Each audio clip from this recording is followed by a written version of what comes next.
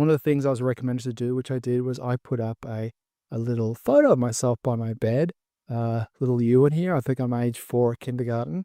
And it wasn't a shrine. It was just more like, there he is. There's this little boy that's still there on some level. And by setting up this kind of space where I was able to kind of look at him and acknowledge him, that's the beginning of the relationship. There is a relationship. There is something there. And having a little altar or a little space that was devoted to that little part of me was really helpful, because I think it's just the act of acknowledgement.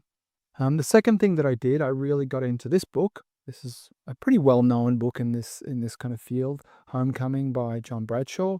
And it really helped me a lot. It gave me a really detailed and in-depth understanding of, inner child work, what it was. There's a lot of exercises in it.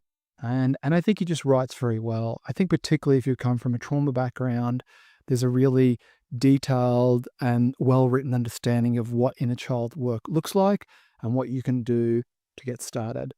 And adding on to that, probably the third thing that I'd recommend is working with someone. Obviously, I'm a therapist. You can work with me, but it doesn't have to be me. But just to start the work to help someone guide you, to help someone direct you, to kind of help someone frame this can be very helpful, because sometimes it can feel very obscure. It's a little bit like, where do you start? I felt a bit cringy to start with, like talking to my inner child and doing inner child meditations. I just had this kind of weird aversion to it. I just felt like, it's just weird and cringy.